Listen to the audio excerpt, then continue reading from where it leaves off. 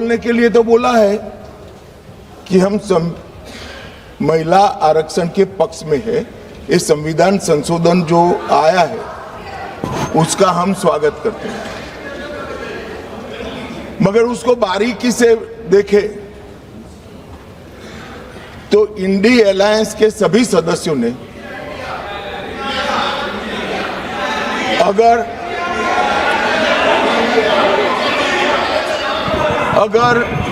मगर किंतु परंतु इसका उपयोग कर स्पष्ट रूप से महिला आरक्षण का विरोध किया है। और मान्यवर कई जगह पे ऐसा दिखाई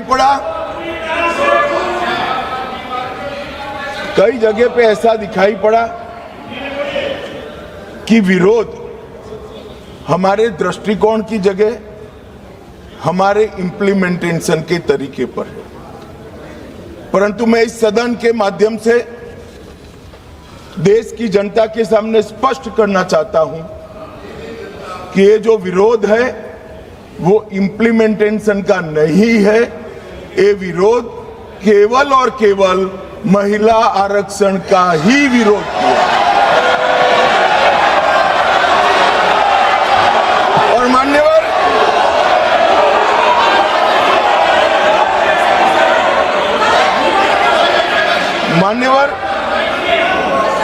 मैं ये बात को जब बोलता हूं तब मेरी जिम्मेदारी बनती है कि इस सदन को इस बात से मैं कन्विंस करूं कि तरीकों का विरोध नहीं है, बिल के तत्व का, महिलाओं के आरक्षण का विरोध है।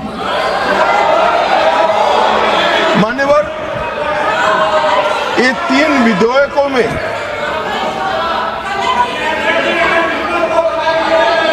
अरे धैर्य रखो भैया, धैर्य रखो, अखिलेश जी समझाओ जरा। मान्यवर ये 3 बिलों में इसका उद्देश्य मैं स्पष्ट करना चाहता हूं। पहला उद्देश्य है सरकार का और हमारे नेता नरेंद्र मोदी जी का कि महिला सशक्तिकरण करने वाले इस संविधान सुधार को समयबद्ध तरीके से लागू कर 29 का चुनाव महिला आरक्षण के साथ कराया जाए। इसका दूसरा उद्देश्य है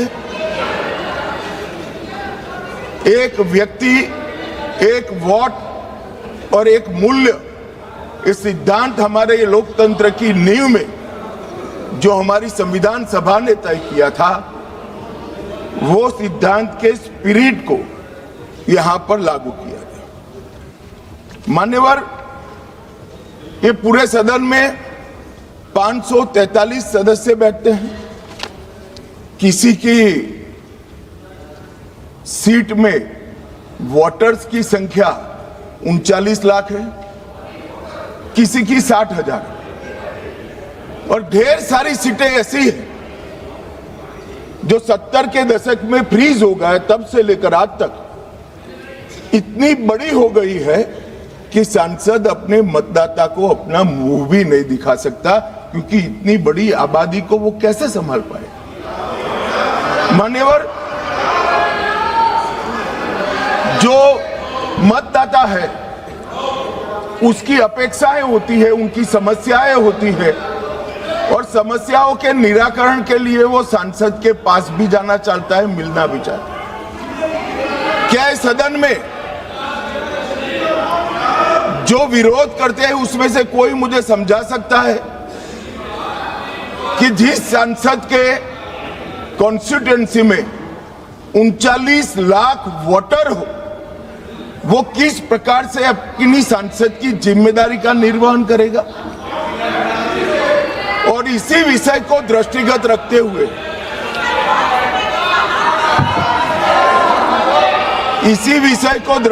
रखते हुए हमारे संविधान में समय समय पर परिसीमन का प्रावधान किया गया है और परिसीमन के प्रावधान से ही एससी और एसटी जो जिसकी संख्या बढ़ती है उसकी सीटें भी बढ़ने का प्रावधान है।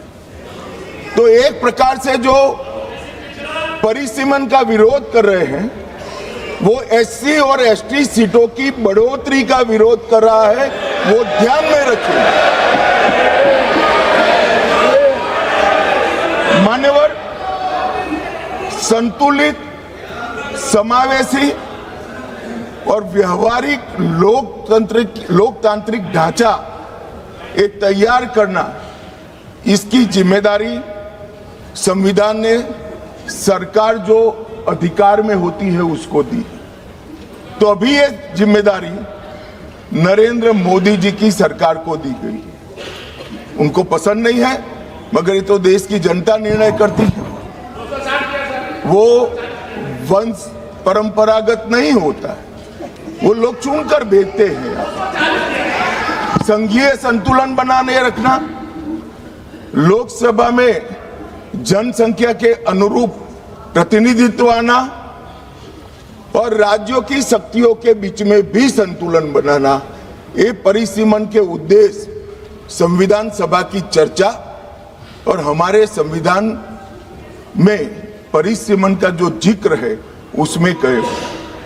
इसके साथ साथ नए भूगोल, प्रशासनिक वास्तविकताओं और शहरीकरण और रोड, रास्ते, रेल से बढ़ी हुई कनेक्टिविटी और नए जिले, ये सबका संज्ञान परिसीमन में लेना होता है, क्योंकि ये सारी चीजें सांसद को अपनी ड्यूटी का निर्वहन करने के लिए बहुत जरूरी है।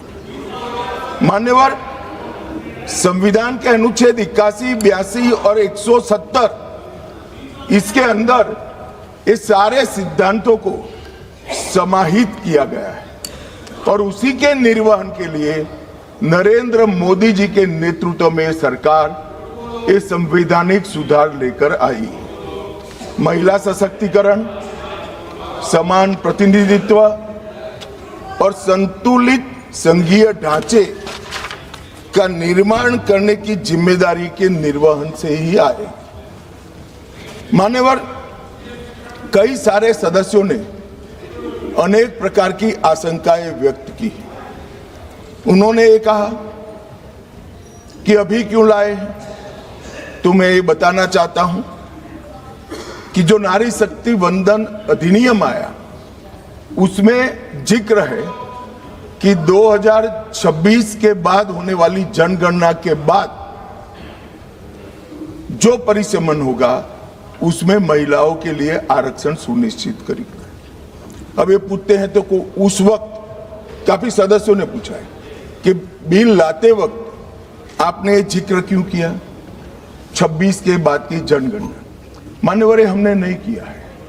71 में इनकी सरकार थी, इंदिरा जी की सरकार थी, तब इसको फ्रीज कर कर गई थी और वो फ्रीज के कारण हमें इसका जिक्र करना पड़ा। वो फ्रीज की हुई सीटों की संख्या उठाते हैं तभी ये नारी शक्ति वंदन अधिनियम का इम्प्लीमेंटेशन होता है, इसलिए हम लेकर आए।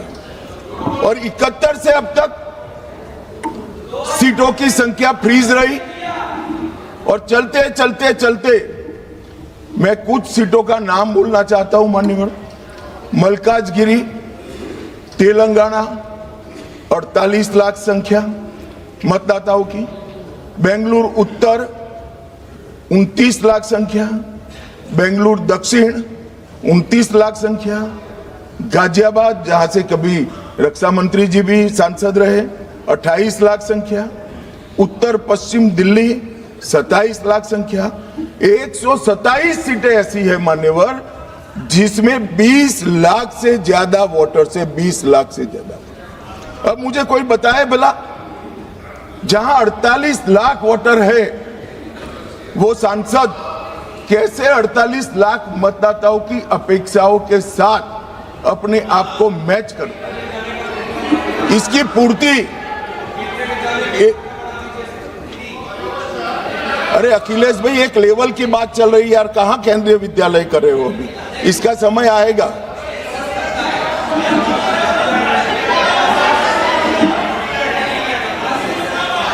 मान्यवर, इनकी बात कहने दो तो जरा स्तर मालूम पड़े। अध्यक्ष महोदय, जो आंकड़े बता रहे हैं माननीय मंत्री जी, हम केवल ये जानना चाहते हैं किस सेंसस के आधार पर ये जो आंकड़े बता रहे हैं, क्योंकि जो गाजियाबाद का आंकड़ा बताया जा रहा है वो बहुत कम बताया जा रहा है। आज की परिस्थिति में हो सकता है वो दुगना हो। मैं यही कह रहा हूं, ये पुराना है। मैं यही कह रहा हूं, अगर डिलिमिटेशन करने दोगे तो नया आ जाएगा और एक की जगह दो सीटें बन जाएगी। मान्यवर, उनको ये भी पता नहीं है कि वो अपने स्टैंड के पक्ष में आर्ग्यूमेंट दे रहे हैं या विपक्ष में दे रहे हैं। मान्यवर, 127 सीटें ऐसी हैं जहां 20 लाख से ज्यादा वोटर। अब इसमें एक व्यक्ति, एक मत और एक मूल्य, इस सिद्धांत का पूर्णतया उल्लंघन होता है। कहीं पर तो 45 लाख मतदाताओं के समूह को एक प्रतिनिधि मिला है और कहीं पर 6 लाख मतदाताओं के समूह को एक प्रतिनिधि मिला है। तो मत का मूल्य जो एक होना चाहिए वो नहीं हुआ है मान्यवर। और मैं विश्वास दिलाता हूं कि डिलिमिटेशन के लिए ये लोग सहयोग कर दे, हमें भरोसा करें और डिलिमिटेशन करने दें तो ये मूल्य एक समान हो जाए।